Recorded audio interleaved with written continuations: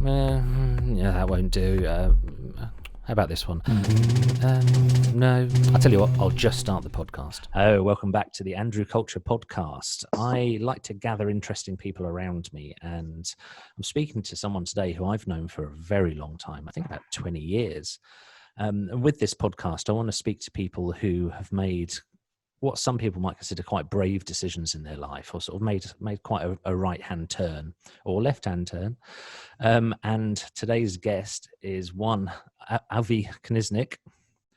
Do you know what? Hello. I genuinely paused then. Did I say your name right? You did. I was waiting for the mistake, and no one ever corrects it. No, my English teachers and everyone else growing up could never do my first name, let alone my last name. But you spot on there. Well done. Your first name's got like 3 letters in it. Avi. Although did people, when I first met, I think I called you Avi or something because it's AV or Avi or yes. So yeah. No, okay, we've already gone deliciously off topic. So yeah. The reason I want to speak to you today is Avi, as you might have guessed by his accent, is not from Suffolk originally.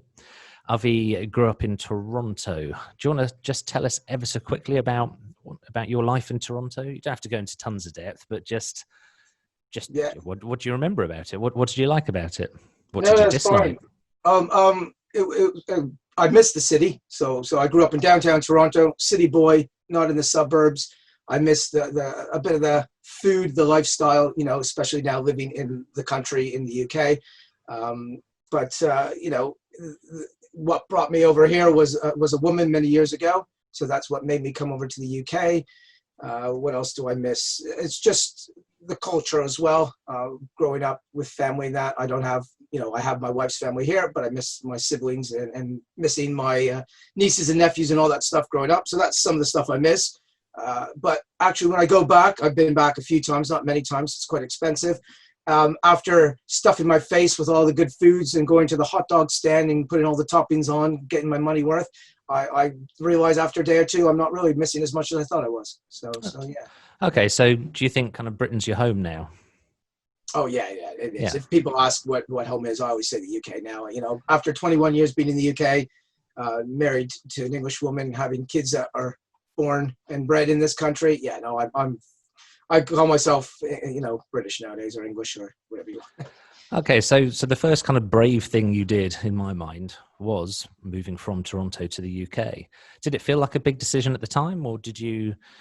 I mean, for the listeners, I've known Avi a long time, and I know his personality, so I want to kind of try and express some of that in this conversation. But did you shit your pants, or were you just like, "Come on, let's go for it"? I've been always the black sheep of the family, and I just did it. I eloped, without telling my family. You didn't tell your family? I didn't know that. No, I was horrible. I told my family, so I got married on the spur of the moment. Fell in love with someone who was from the UK, of course, and we ran off to City Hall in downtown Toronto in a pair of shorts, t-shirt. I didn't really dress up. We had 2 mates of my ex-wife there who was our witnesses. $5 for a guy who was videoing it at the back of the room for VHS tape or beta. $5. Yeah, $5. Came out of it after 20 minutes. I think our rings cost about, I don't know, $15, $20 at a market stall. I grabbed an ice cream from the ice cream van, went out for a Chinese, and then I think a year-ish later, my sister got married. And at the wedding, everyone was congratulating her, going, "Oh, you're the first one to get married in the family." And I probably spoiled it a bit and said, "Well, guess what, guys? I'm married too." Wow. So it was about a year before they found out I was married. That's kind of cool. I mean, I'm on the similar sort of page when my wife and I got married. We gave everyone 2 weeks notice. We'd been together for like 10 years or so. The first thing my mum said was, "You can't get married then. I've got a holiday booked." I was like, would you mind changing it? Yeah. So we did the small wedding thing. I'm very much on board with that. So when you decided to move to the UK, did you have a job lined up? Did you know what you were going to do, or was it you just run at it face first? I wasn't that bad. I was, my ex-wife came back to the UK. We were doing all the paperwork for her to have a choice to stay in Canada, but we decided, she missed her mom and stuff over in the UK. So it took about, I think she came over, I was about 3, 4, 5 months behind her because I had to settle up stuff. At the time, I was a team leader at Starbucks in downtown Toronto, and Starbucks 21 years ago, Starbucks just hit the UK. and I think it was Notting Hill or Notting area, somewhere, trying to remember where it was, in London. I arrived, so I landed, I had a job already organized before coming to the UK in the Starbucks. I still had to have my interview, and I remember when I came over, it was the London Marathon, my first time in London on my own in the big city. I was living in the suburbs of Braintree and took a train in, cutting across all the runners for my interview, and I got the job. So yeah, no, I had a job lined up. It didn't last long because when I worked out the money and travel and train, I think it was about £7 an hour, and the train was probably about, I think I earned, I was on part-time to begin with. My earnings were less than what a train ride was from London to Braintree. Yeah, that's something that hasn't really changed. I worked in the city. We're both. We used to be neighbours. That's how we, originally know each other. And I still live in Ipswich. I obviously moved out kind of rurally, but yeah, I worked in the city for a couple of years every day, and the train fare was like double what my mortgage was. It's just it doesn't work out. It doesn't work out for a lot of people. Okay, so cool. So you left Starbucks. Yeah. You decided to kind of do something else. What was your next move? Well, we ended up moving to Ipswich because my ex-wife got a job sort of on the outskirts of Ipswich, the Black Tiles. There you go, in Martlesham there. Oh, yeah. And I haven't been there many years. And then I think back and forth at the job centre day in and day out. A month later, I had a job interview at Debenhams in the town centre, and I landed a oh no, pardon me, I need to retract, sorry. I love hearing you say pardon me, because that's like, I know, I usually say quite a bit. Normally a lot more profane. Yes, I'm being a bit polite at the moment. I need to warm up a bit. It's early in the morning. I landed a job first in London again, which was worth it. So my background skill, besides doing photography for quite a lot of years, I also learned catering. I started when I was about 13 years old in bakeries, learning how to bake and learning how to waiter and serve and all that spiel stuff that you do. And I got a job on Brick Lane just as Brick Lane was becoming quite trendy. Mm-hmm. Someone bought the whole Truman Brewery. It was still being renovated and gutted out, so it wasn't the way it is now. And I landed a job running a coffee shop, and sort of a coffee shop restaurant, and the owners was quite cool. I didn't know a lot about the UK still. So I did Starbucks for about 3 weeks or 2 weeks. Then I got this job, and we were living in Ipswich at the time. And with this job, it was the owners of it was a writer for BBC Two, and a guy named Finley who designed most of the Pink Floyd album covers. Quite a cool thing. Yes, I know. And you can see how kind of that area of London became real hipster with kind of people like that around. It was. I mean, I was awed, was meeting someone like that.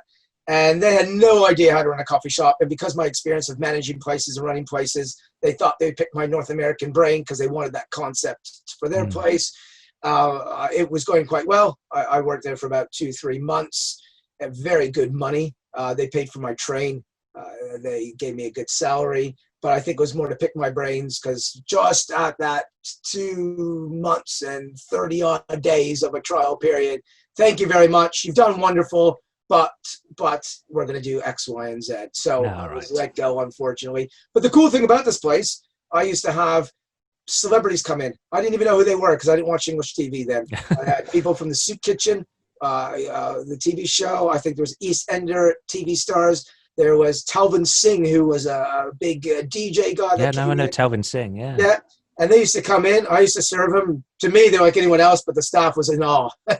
Cool. And then, they must be like, oh, Avi's so chill. Like he's not flipping out at these famous people. You just got no idea who they are. Well, Andrew, you want me to be honest, so I'll be honest and say it as it is. Not the real reason I left the job is not because I did anything naughty.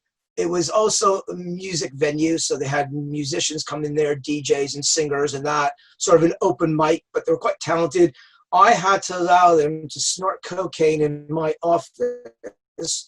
Right. And if I got, so that was the rule of the managers, the owners, and if I didn't let them snort cocaine in my office, then I was in the wrong. And they could do what they want. And imagine someone raiding the place. The owners were never there because I was the one sort of running the day-to-day and everything with the operations. And that was the reason why I moved on, because I didn't think it was right to be responsible for letting the musicians snort cocaine in my office. No, you're right. If the place had been raided, they're not going to say, "Oh, who told you that would be okay?" You're the guy. The buck would stop with you very much. Okay, so you fled London and went to, say, Debenhams. Yes, completely different. Completely. I had to be polite. You went from musicians kind of snorting in your office to old dears ordering cups of tea and the language. I could swear. I could tell people to fuck off. It was in Debenhams. Yeah, no, not Debenhams. No, I wanted to tell people at Debenhams many times. I thought if you say you swear, the next step, I was at Debenhams for 2 days before I got fired. No, so I went to wearing what I wanted to wear, being a bit hipster, funky, whatever the trend was at the time, whatever my trend was in my head. I go into Debenhams, putting on a shirt and tie, and brushing my hair to the side and looking quite clean and tidy. And I got the job as a shift supervisor, so it was third in command. It was actually very good money at the time. Debenhams really paid well, way above minimum wage. I was able to get my uniform there, so I think I got about 40% off of Debenhams clothes, which is not bad. When and back then, Debenhams was one of the few department stores around. There wasn't as many options to buy. Internet wasn't popular. Amazon didn't exist the same way. I don't even know if they exist. I don't know how old Amazon is, but that was that. And then luckily, someone fell pregnant and went off for maternity, so that put me into the next role of being a second in command. And it worked out that she didn't come back in the end. So a year later, I applied for the job and got it. My pay didn't go up because I was already there. So for a year, I had to be nice and polite and kiss everyone's backsides. And let's be honest, back 21 years ago, it was a lot of elderly women coming in for their afternoon tea and calling me dear and pinching my cheeks and putting change in my pocket, not in a dirty way, even though they rambled in. You're dancing for them or something there. Well, it did feel like it. I think, I was almost like their toy boy. It's the accent. And then I used to get corrected because I used to say a lot of Canadian words. And now that I changed my way of speaking, my terminology, because what did you say, dear? I don't understand. And the way they speak to me, sorry, that's not an English accent, but they used to just natter at me because they couldn't understand tomatoes. Or they couldn't understand garbage and so on and so forth. So because back then TV was only 4 or 5 channels and we didn't have what we had now. So so that was Debenhams. Moved on from there after a year and managed British Home Stores, which is no longer there, of course. That is completely gone now. And I managed that for about 2 years, and then opened up my own bakery. I thought I'm sick and tired of working for the man. So you've leapt ahead there. So if we call brave decision number 1, it's leaving Toronto for the UK. So brave decision number 2, you did something which a lot of people dream about, but very, very few people have the guts to actually do. And that's to leave a job and start your own thing. What was there like a tipping point? Was there a moment where you thought, right, I've had enough of BHS, I've got to go? Or was it just a sort of a natural progression to becoming your own boss? I just got sick and tired of you work your backside off. The wages weren't bad. It was enough to live and pay a mortgage and everything else. Back then, money was, wages were really good compared to what a mortgage was. Mortgages were lower, houses prices were lower. But I just got sick and tired of area managers coming into the shop and, everything would be perfect. But, oh, no, the cake needs to be on a little bit more of an angle. Oh no, that fork needs to go there. Or it was petty stuff. They talk down to you. And I know they always had to find a fault, but that's what it felt like. And I just got sick and tired of, some of these people walked into the job with no experience and savvy in business, but not savvy in the restaurant industry. So I knew quite more about that. And I just got sick of it. So I just said, you know what? I found a unit. It was the old McNeil's Sports Shop, which was at the back of Marks and Spencer's, which is now Bohemian Hairstyle. It's in Ipswich, yeah. In Ipswich, yes. And then I was quite lucky. It was a new landlord, and he gave me a rent break to begin with. I had my ex-father-in-law and me gutted out the place. I knew nothing about DIY, but we did it. Not a lot of money in the pocket. Had no menu concept when I opened up, I think, for the first month. I didn't know what the hell I was doing because I didn't really. And after about a month, I found my feet. And 2-3 months later, we had queues out the door, and it was a very successful eatery, bakery. Okay, so the food, you said that kind of when you mentioned Toronto earlier, you talked about food being a passion in your life. Had you been involved, apart from kind of managing restaurants or Starbucks and other places, had you been involved in kind of making the food yourself before, or was this something new to you? No, again, I was quite lucky. I'm trying to think of the age you can start working in Toronto. It's a bit different than you can. I think I had a Saturday job at the age of 13. Yeah, same here. I got it at the local bakery. We went in there always to get our bread and our baked goods. And as a child, I went there and got to know the owner, and he always was looking for Saturday staff. So that was my first job. It was I walked into it quite easy. There was really no interview. Hi, Avi, you're 13 now, brilliant. You want a job? Great, cause they were always desperate for Saturday staff. Just like anything else, Saturday staff between 13 and 18 come and go quite fast due to other options in life. So I started working there. I also had a family friend that owned, it's called the CNE. It's a big fair in Toronto that happens 4 days a year, and they own food stalls. So I got to work in food stalls. It was making sausages and serving them to the general public, but it was beside a concert hall. So we used to stay till 2 a.m. at 15, 14 years old and serve the drunks coming out of that. We used to have some famous people come there because it was like, that's what Prince was playing there, Huey Lewis and the News was playing there. It was all the old 80s music and that. We can hear them playing. We were literally outside the stadium. I then learned how to make falafel. He owned a falafel stand. So we learned how to make that from scratch, and it progressed from there. So yeah, no, I got my hands dirty at a young age learning how to make the food as well, not just serving it. Okay, so kind of having spent time in Starbucks on 2 continents, and then Debenhams, and then the other place in what's now a very hip part of London, and then BHS. Did you keep the same sort of old dear menu? Did you kind of look after the old folk, or how, you said you started without a menu concept? Clearly, you must have developed one kind of fairly quickly after that. What sort of stuff did you specialize in? Well, it wasn't 21 years ago. Sorry, I was here 21 years ago, but it was about 18 years ago-ish. Sorry, no one's going to check, Avi. No, that's fine. I'm just trying to remember. But 18 years ago is when I started the calf called the carrot cake. So the carrot cake, I wasn't even selling carrot cake. I don't know why I came up with that name. It was because, I do remember now. Yeah, sorry. I wanted to sell baked goods, so cakes, and I was also the first juice bar. Juicing was a concept in North America, really didn't hit the UK properly yet, and I was one of the first juice bars around, and hence carrots as in the juicing, because carrot juice and ginger and carrot is quite popular in North America. Now, of course, you can have 50 million things when you're juice, and cakes. So I merged the 2 names together. So I already knew I wanted to do the juicing. I had the equipment, I had that stuff. Cakes, I wanted to do North American stuff. I had a sweet tooth. I was sick and tired of the sponge, the Victorian sponge and the fresh cream and all that stuff. It just didn't excite me. It wasn't exciting. I hate dry cake, and that's what I found in a lot of the shops back then.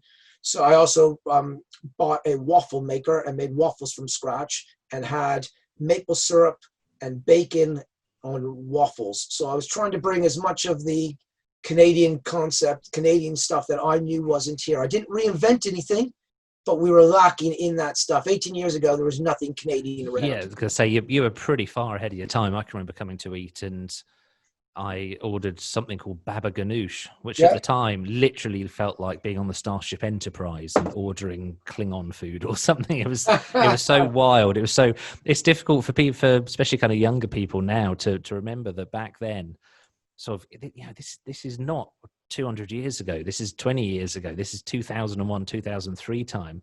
Food choices in the UK was still pretty much McDonald's, Burger King, Pub grub. Pub grub, yeah. Well, pub grub sort of in quite an embryonic way. It was still kind of burgers and chips or fish and chips. Yeah, and we had chip shops, obviously. But apart from that, and places like Debenhams, which was kind of, no offense to anything you did while you were there, but it was kind of limp, warm sandwiches and milky coffee and tea. Yep. So yeah, you were a fair bit ahead of your time, and I won't dwell on it too much, but that you weren't there forever, because clearly you're now doing something else. Yeah. So yes. when that came to an end, what was your next move? Because you kind of had things kind of wide open for you in a lot of ways. Well, I had to clear my head. I moved on from a marriage, that's life, and I moved on from the shop, and then I got a job. I needed to find a job right away, and I landed a job. Again, I had to go from being rude and obnoxious and wearing what I want to wear and not wearing. I do just want to mention that one of my kind of overriding memories of coming into Carrot Cake, coming into your cafe, was just how rude you were to everyone. Which I'm not a rude. I don't think I'm a rude person myself, but I can remember sitting there and someone walked in. You're like, "What the fuck do you want?" and everyone was just kind of blown away, and everyone sort of liked it. I can remember sitting there going, "I've never seen someone be so rude to their staff." Just to be clear, not obnoxious, not unpleasant, but just you're a busy cook, and people absolutely lapped it up. Though it was utterly wild at the time. Yes. Yeah, I've just never seen someone be so upfront, because kind of people in British shops, or still are generally, kind of quite apologetic. I know other countries are the same, but in Britain, it's the only place I've been where you'll walk into someone, almost knock them over, they drop their shopping bags, and the first thing they do is apologize to you. so kind of like being in this shop where someone was just so gregarious and so kind of like just loud. It was a trip. It was quite an amazing thing. And that's what it was like. I mean, I thought I didn't have to be nice. I wasn't not nice, as you said, but when you're busy in the kitchen, it weren't mean. I think no. When you're busy in the kitchen, and I was quite passionate of my quality of food, so I was quite abrupt with my staff.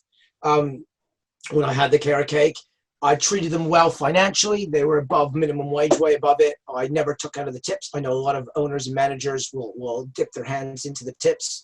Even if I had a quiet day, I never ever did that. I probably created one of the first concepts as well about sharing tables. So the upstairs had about, one table that sat 4, and downstairs we squeezed. I mean, literally squeezed in about 45 people, and it probably should have been about 15 people. And it was that every chair was back to back tight. But if you were taking up a table of 4, Andrew, and you came in on your own and wanted a cup of coffee, and laptops weren't really, people weren't on their laptops and working that way as much, and phones weren't really as popular the way they are now, very basic. I would say, "Hi there, sir. Sorry to interrupt you, but this lady's sitting with you. I didn't even ask you if it was okay." I just thought, I need bums on seats. If all the tables are taken and you're taking up a table of 4, there's 3 more seats there. And if you're just milking a cup of coffee for 2 hours, I couldn't kick you out, on whatever the coffee was. Let's say it was £1.50. I honestly don't remember the price. So I thought, if these 3 girls or that one other custom guy coming in, bugger that one, I'm going to put them down with you. And that's what I did as well. What sort of reactions did you get? Because I can imagine people just didn't know what to say and probably just quietly shuffled over. You're probably exactly right. I didn't give them the opportunity to speak up. I just said, by the way, sorry to, could you move over a bit there? There was only one customer out of the 4-ish years I had the calf that said no. And we didn't give them the best service that day. So did these people come back when you kind of asked them to move on, or? Yeah, no, we had on a Saturday, before the, when you go to, I haven't been for a long time, but Frankie and Benny's or other restaurants, you get a pager system. If it's really busy, you go to the bar and they give you this pager that lights up to say your table's now ready. So that didn't exist, but I created that. So we, honestly, as rude as I was, we would have a good 30 to 40 people queuing outside on a Saturday. I would tell them that it could be 2 hours, an hour. I took phone numbers from people and phoned them up. So I must have been doing something right. Maybe they just love the food. I had people who wanted to specifically sit upstairs and watch me interact with the customers. So it was almost like the chef table, even though I didn't charge more for that. Yeah, thinking about that now, I should have. What was that? It was like dinner and a show kind of sitting upstairs. Okay, cool. So there's a lot of firsts you had there then. Yes. No, that was, it was because I think it was the first, because out of all I was about 20, 26, 27, 28, whatever age I was, somewhere around there. I remember I turned 30 in the shop, so I'm trying to backtrack my age.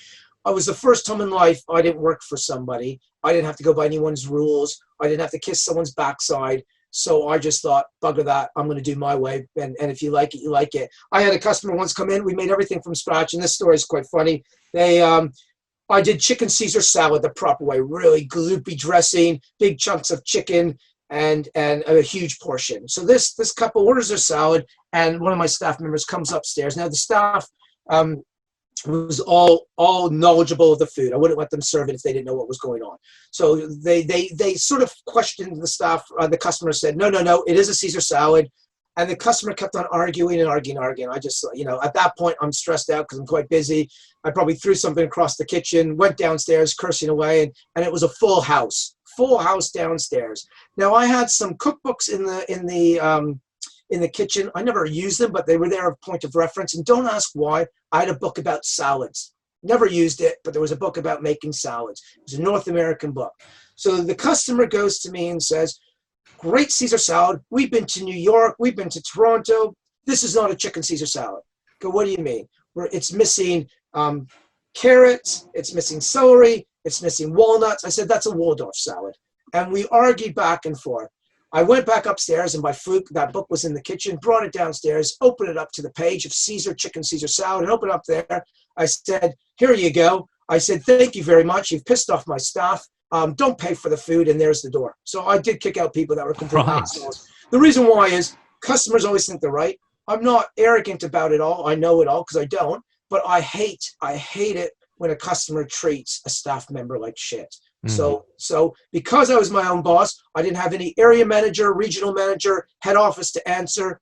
And it never really gave me a bad rep. I was quite lucky because the internet didn't exist. So no one can write a review. There was no, review a restaurant online. So no matter what, I had my first website back then. It was so basic, and it was, put the phone on the receiver for the internet to work or something like that. It was that long ago.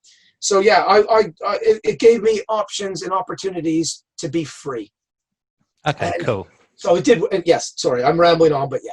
No, it's good. It's all interesting. Now, one of the things I also remember about carrot cake, I guess, kind of led you to your next kind of brave decision in life. Yeah. One of the things I really remember is there was pictures up everywhere, and I always liked the photos. They were of, I guess, what now would be called street photography or candid photography. Yep. It was kind of characters in Toronto, and there's loads of them, absolutely loads of these photos. So when you were kind of looking for your next move in life, sorry, I'm going to cough, and I'm not going to edit it out either. Looking for your next kind of move in life, you kind of, would it be fair to say that you went back to one of your first passions? You'd kind of done the food thing. You went on to photography. Yeah, I would say so. I, after 20 odd years in the catering industry, and then moving on from the carrot cake, I had enough of it. I thought, I'm bored. I don't want to bake. I don't want to cook anymore. I'm happy to cook at home, but I didn't want to bake anymore. I wanted to go out and enjoy food. And it was also, I was tied to the business. It was when you're in the catering industry, it is your life. It is your social part. The customers are your friends. It's sad, but that's reality. The customers are not sad, and I'm not sad, but they're lovely people. But that is it. That's who you see day in and day out, and that's your conversation. So when I was about, 8-ish, 10-ish, I picked up my camera at a young age as well. I had an interest in photography. I came into some money due to a bad car accident. We won. Woohoo! That's good about suing people in Canada. And the car flipped over with a bus rear-ended my mom's car, flipped us over. I was about 6 years old and walked out of the back window. And if my mom had her seatbelt on, she would have been killed. So there you go. Seatbelts do save lives, but at that point, it would have strangled her to death. But that's another story. So we won a case. I didn't even know I had the money because at 6 or 7 or 8 years old, and the bad thing was, it was my brother's birthday, and people were stealing the party favors. So a car accident, flipped over. There's groceries spilled all over, and people were stealing food. And Toronto's not like that. I remember people picking up stuff and walking away with spilled groceries and spilled. Yeah. And I'll never forget that bit. So we won the case. I guess, like I said, my parents dealt with that bit. I didn't know what anything was at that point. I just came out without breaking a limb and no scratches on me. I was quite lucky.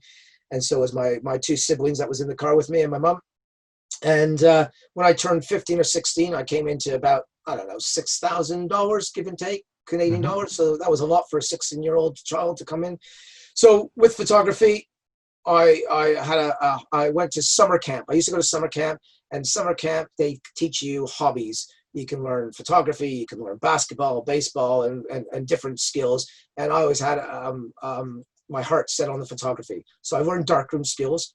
I learned how to you get a piece of paper, a photographic piece of paper, put objects on it, expose it to the light, turn off the light, put it in the chemicals, and you could see where the light didn't hit on the paper goes all black, and where the light was covered with the sage on it stayed white, type of thing. So they did it. So that was the first experience with it. They gave out cameras as well, so we got to play with cameras. Back then it was all film cameras, so none of the digital stuff.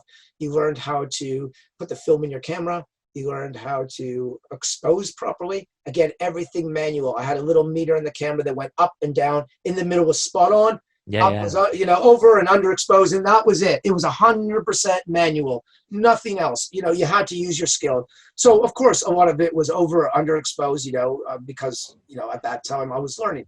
So I got more and more into it. I was never great academic. I loved hand-on things, So then when I turned a certain age, when I got that money, I bought a better camera. My dad went with me, I remember, to the shop and helped me pick it out and all that stuff. And I remember the camera guy was lovely. It was a shop I always went to. I would skip school and go down to see him, and he would talk me through stuff. We became friends that way. And I didn't spend a lot of money there. So it wasn't like he joined my friendship because he was like, ooh, I'm going to get money off this young kid who inherited some money. Far from it. I bought one camera, and he used to give me some free stuff and help me out. And I would go there daily, sometimes just to have a chat with him. So I fell in love with the photography at the age of 17 or 16, after being thrown out of one school and going to an alternative school that was a bit more free with art and stuff like that. I created a subject because I had to do my English and maths and sciences and history and all the basic stuff. In Toronto, you also have to do other subjects like your art, and you could go into mechanics and so on and so forth. So I picked photography, but after a year, I knew more than the teacher, and I then was able to create my own subject, a rarity. We went and approached the head of education with my principal of the school, and we drafted up what I would do and create a project. I created a project that I want to take 50,000 people's faces. Wow. And of all races and colors. And this is at 17. And there was nothing that made me do this. There's no anger in my life. I am Jewish, but I never got picked on. I never got made fun of for my religion. Do you know what I mean? So there was never anything that pushed me that way. Nothing I saw on TV that said, do this. I just saw a crazy idea, 50,000 faces, all different things on a wall. And in the back, and when the photograph turns over, you see a baby in the womb. Every single 50,000 photograph has the same baby in the womb, and you don't know the color, the gender, or anything like that. And when it rotates over, you see a black, an Indian, so they all had white, the Jewish. same. It doesn't make a. So each on the back of each one was going to be the same image. Same image. Because the first thing I thought was, how would he go back and get pictures of them in the womb? But I was crazy. Back then, now the technology is like that, but no, back then it didn't exist to take pictures in the womb and that. But I just wanted a generic picture of a baby in the womb and of on the back of every single 50,000 photograph. And everyone thought I was crazy. My parents thought, what the hell are you on about? But, I was a bit of a rebel and everything else. I had no money, no backing, no nothing. I got liability insurance from my school, so I can go to a shopping mall, I can go to a train station, I can approach them and say, I am a student I was at Central Tech, the school was called, I'm a student from so-and-so, I have insurance to cover me. Are you happy if I set up a little station just with my tripod, a chair, and some studio lights, and politely ask anybody walking by to take a photograph of their face?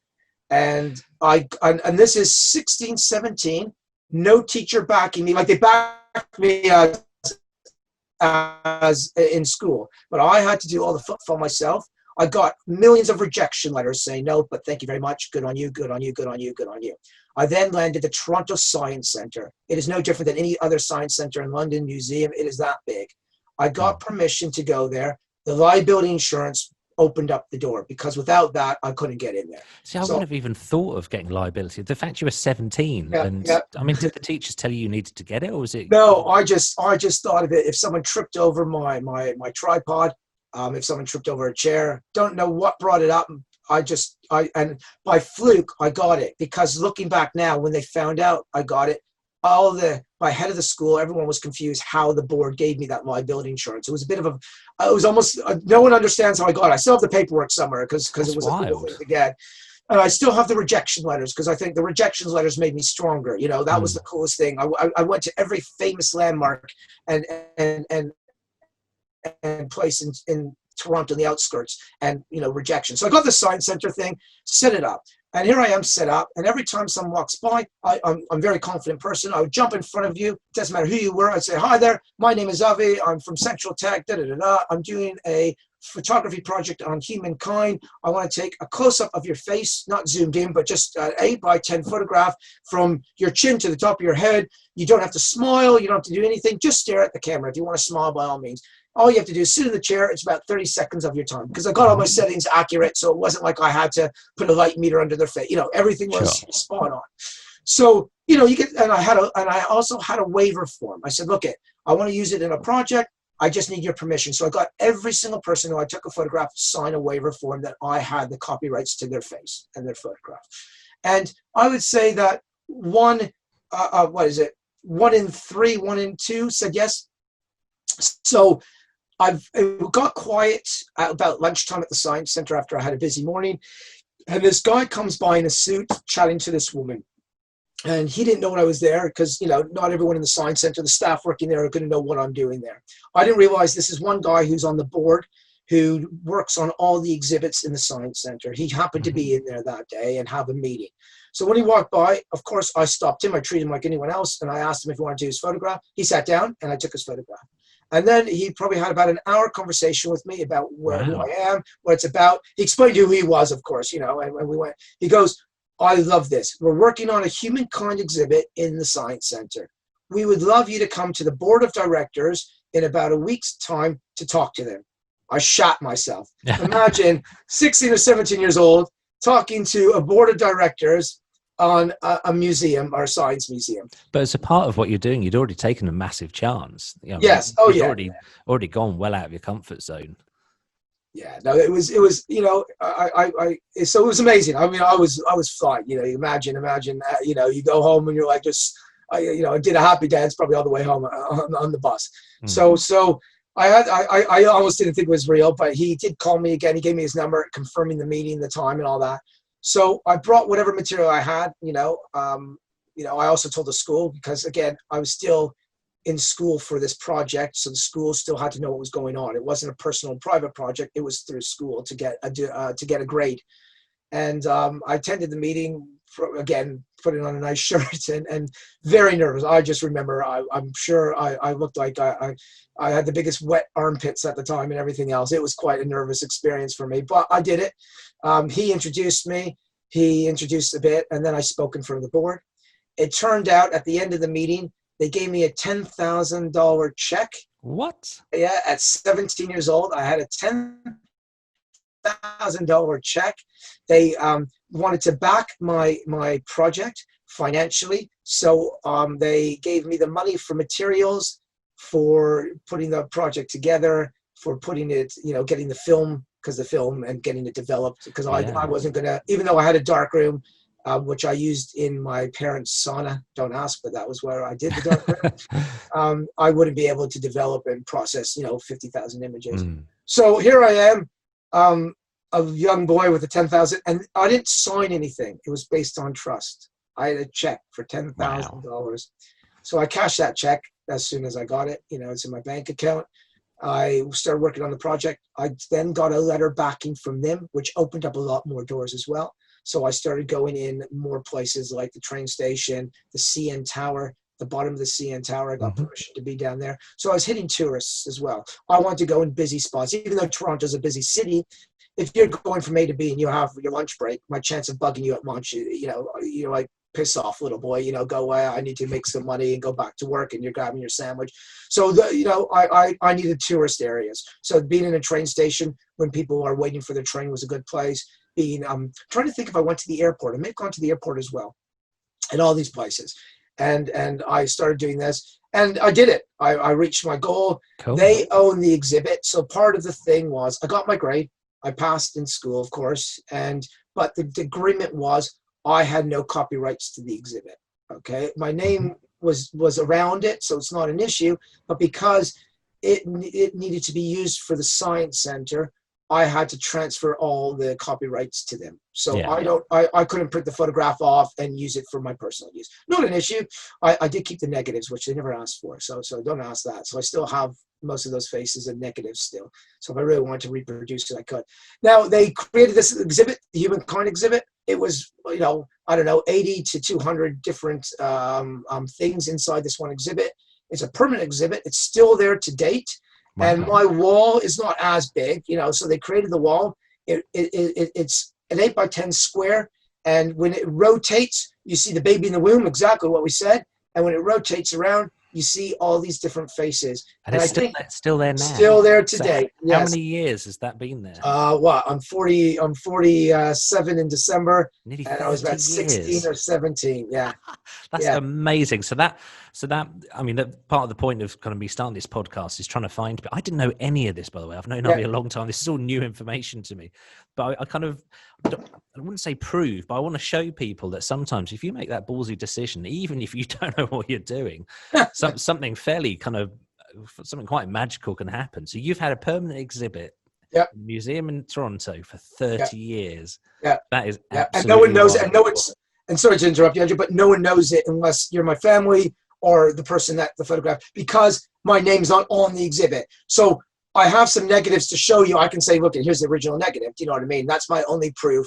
But because I had, sorry? I said, I believe you. No. But it was one of these things that, I'm still, when you tell people like yourself, no one, because I don't talk about it. It's almost, it's a long time ago, 30 odd years is a long time. So it's something that, it's sort of in the past, and it's a cool achievement at 16 years old. But because I was a little shit in school, and I skipped school a lot, I told my teachers to fuck off and everything else. I was just a horrible person at the time. I came from an amazing family. So we came from a very financially sound family. I'm one of 7. All my other sisters and brothers were on the right footpath. I just like to be that rebel. No reason why I wasn't neglected. Whereabouts were you in the second oldest? Second oldest. Okay. So I was never neglected. Me, my older brother, myself, and my sister after me. There was a gap. So we were around for quite a while before my parents had the next child. So we weren't neglected that, my mom and dad had, 7 children quite fast, and they forgot the older children. I don't think anyone could forget you, Avi. I can't imagine you at any age would be that easy to forget. I think I've given my parents all the gray hairs and everything else, the stress and aggro and financial burden in their life because of me.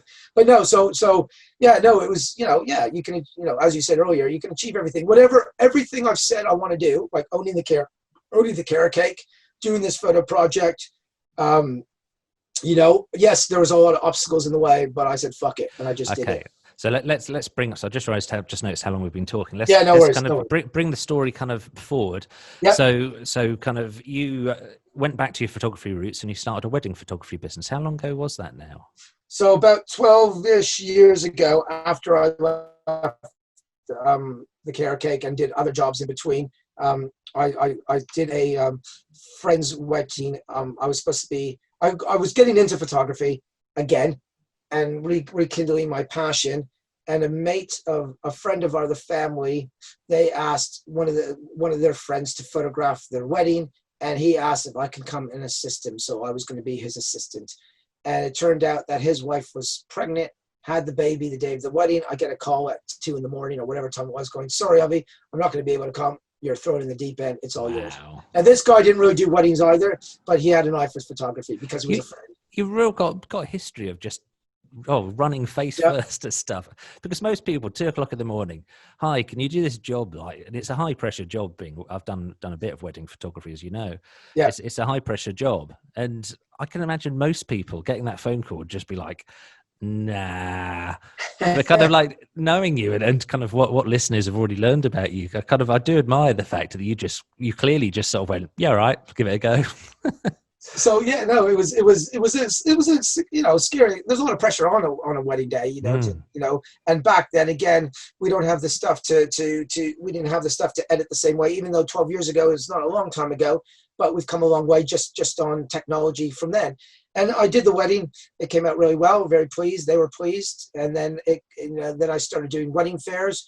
Again, I was lucky. If you apply as a photographer, if you go for a wedding fair, there's always 500 people in a waiting list as a photographer for a wedding fair. Mm. I was just lucky. I sweet talked this woman that ran about 6 wedding fairs in surrounding Suffolk, got into it, and I had very little stuff with me. I just bullshitted my way into it. And on the day, I booked 7 weddings. And from there, I built up my portfolio. Never screwed up anyone's weddings, so there's not an issue there, but built up my portfolio. And 12 years later, I average anywhere from 40 to 70 weddings a year. I'm, a higher end photographer, price range in Suffolk. I've traveled, to different places I don't call myself a destination wedding photographer, but I've been fortunate. I've gone to Iceland and Malta and stuff like that. So yes, but now COVID kicked me in the face. This is the whole reason I want to speak to you today, Yes. Because there's, I've known you long enough. I know there's lots of stories. I think I could probably interview you every day and we'd not run out.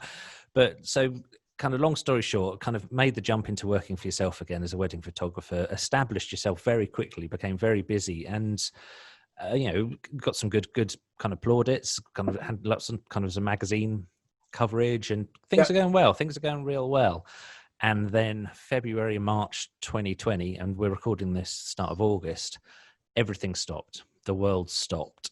And one thing, weddings was actually one of the first things that kind of popped up. People were saying, but I need to get married. Everything's cancelled. Everything's off.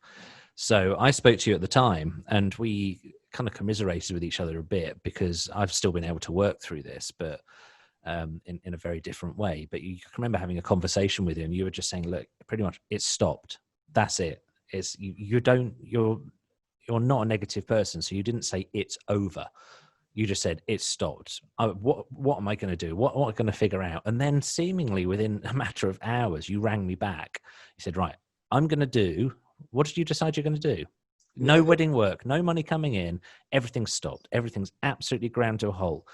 And without going too much detail, like me, we're not eligible really for any government assistance in any way. So did you kind of say, well, that's it, sink a bottle of gin and just give up? Or what did you? I did, isn't it? I did. I probably didn't come back that day to you, Andrew, but you're right. I mean, I did phone you up and I said, that's it. I knew that I'm fucked financially because, all weddings. I did my last wedding a week before lockdown for weddings, and I said, that's it. They're all canceled. We're screwed. I didn't think we'd be out of this in June, and of course we're not out of this in June.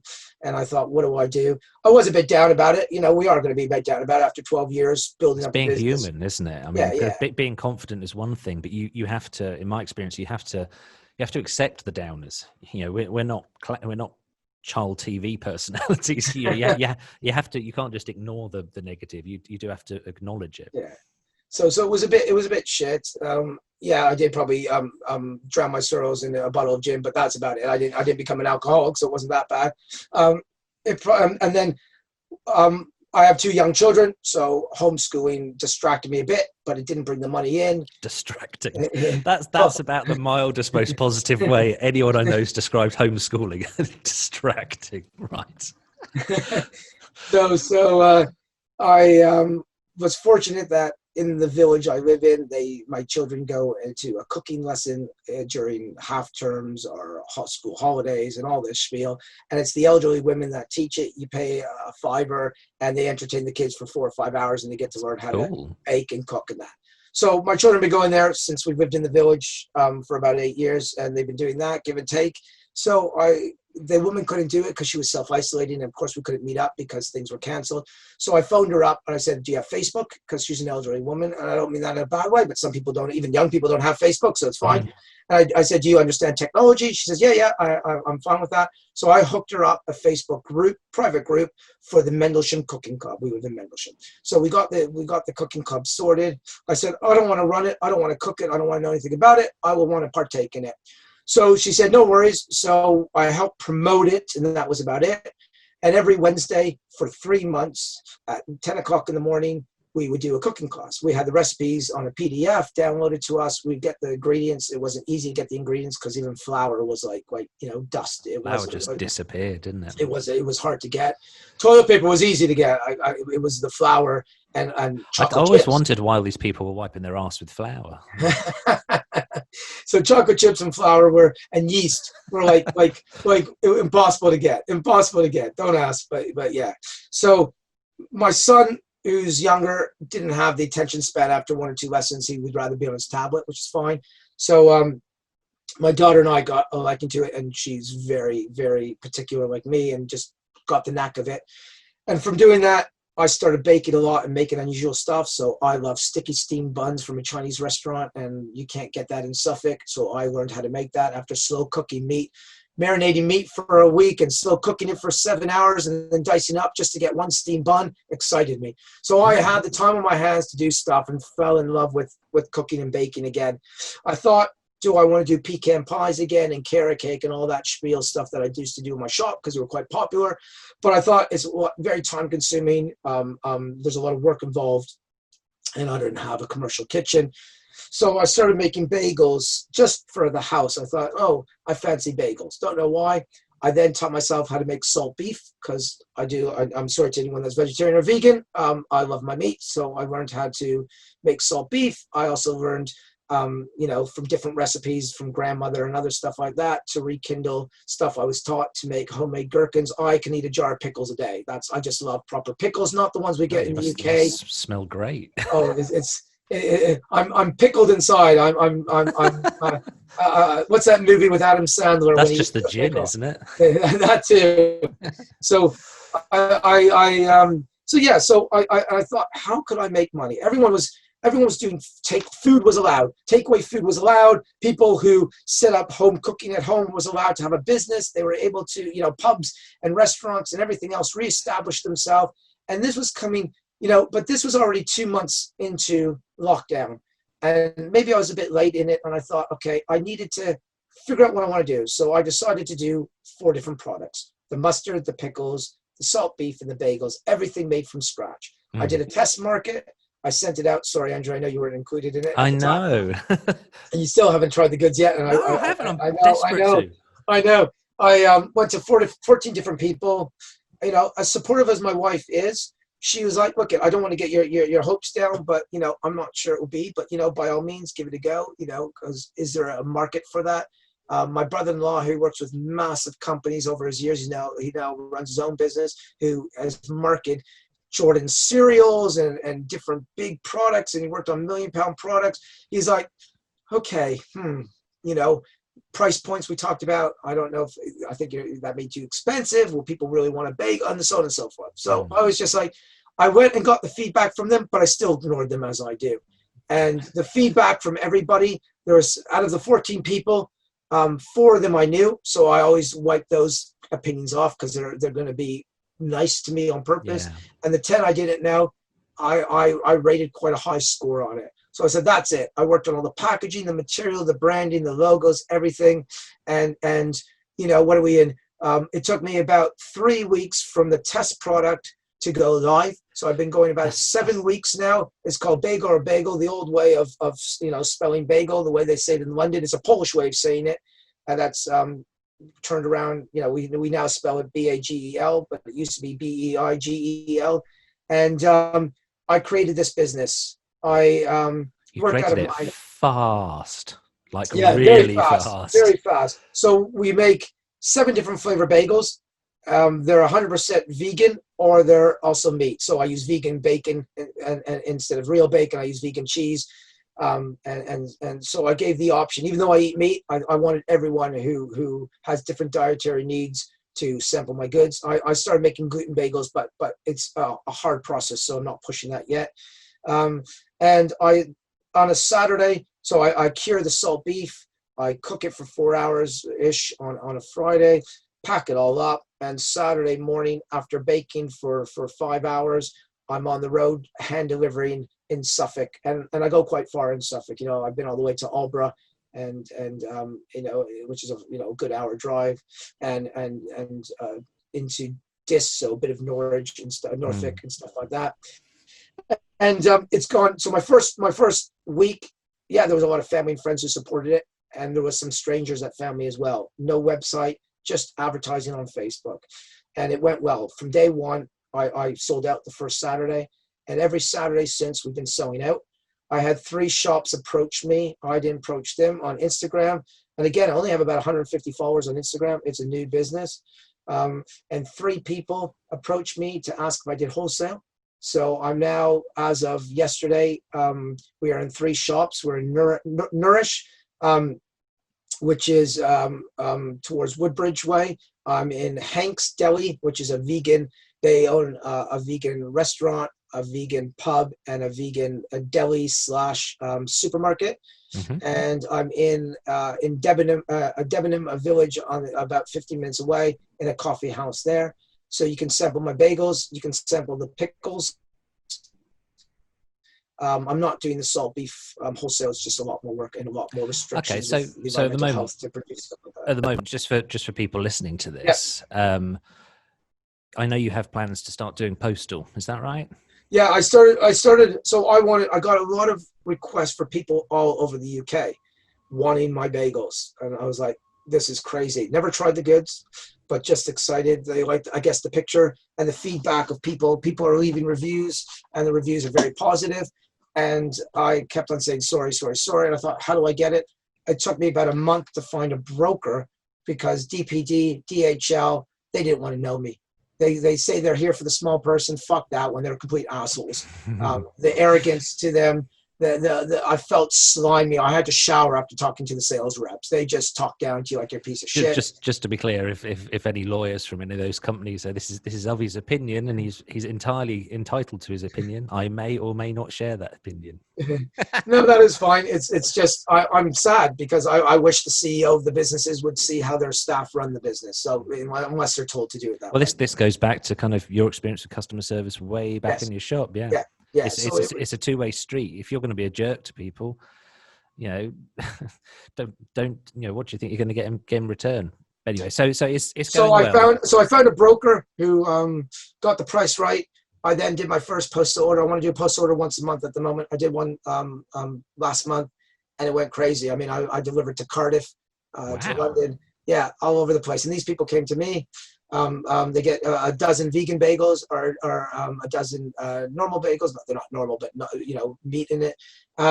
They're parts baked, so they get a little spritzer in there, all the packaging, how to cook it. They're vacuum packed a bit, not shrunk all the way, otherwise you would deform the bagels a bit to shape them. They spritz them, put them in the oven. So you say spritz them? 5 minutes. So what's the word spritz? Oh, spray. So they get a little spray bottle, almost like a little a hairspray bottle type of thing. And what they do is they take it out of the packaging.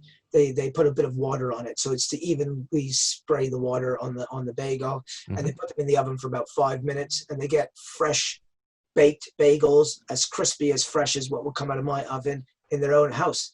And they get, all the unusual one. And now our next shipping is the end of the month. And we already had people, repeats and new people finding us again. Cool. Avi, we're running out of time a little bit. So just 2 things I want to kind of raise very quickly. Now, you're not stopping as a wedding photographer, just to make that very, very clear to anyone who's listening. So how can people, I'll put links in the podcast, in the show notes, but how can people find out more about your wedding photography? You have quite a strong style, quite a unique style. Yeah, no, that's fine. Yes, you're exactly right. I'm not quitting the wedding photography. I have about 50 weddings next year, and I'm not also shutting down the bagel business. So I'm going to just do both of them. Okay, so akexpressions.com for the wedding photography, and you're going to have to spell out the web address for the bagel one. I don't have the web address. The website's not live yet, but you can find me on Facebook, and the web address, but it's bagel, so BAGEL or and then BEIGEL. Okay, cool. I'm just going to say, as the producer of this podcast, Avi says it's not live, but we're recording this on the 6th of August. So if you're listening to it pretty much any time since then, the website will be there. It is there. Okay, Avi, sorry to kind of slam it shut like that, but I really appreciate your time. It's been a joy speaking to you, as it sometimes is. It always is, Avi. That's it. You got anything else you kind of want to mention before I hang up on you? No. Thank you very much for having me today, Andrew. It's been an absolute pleasure. I really, really enjoy it. I will speak to you again soon. Take care. All right. Take care. Well, that's the end of this one. So, what do you think? Do you like it? I hope so. This is the kind of bit that you might be able to tell I just use the same bit every time because, well, it's not so much lazy as efficient, but this is the bit where I say smash the like button or stab at it or actually just stroke it gently. Be nice. Why would you be so aggressive? But please like, please subscribe, and please rank, rate, tell everyone this. These kind of things, I assume they matter. Everyone else says them. But there you go. So endeth this episode of the Andrew Culture Podcast. If you want to know more about what I get up to, go have a look at andrewculture.com because I won't bore you with it here. Anyway, until the next time, keep it cool, stand in a dry place, or do what you want. I'm not your boss. Bye.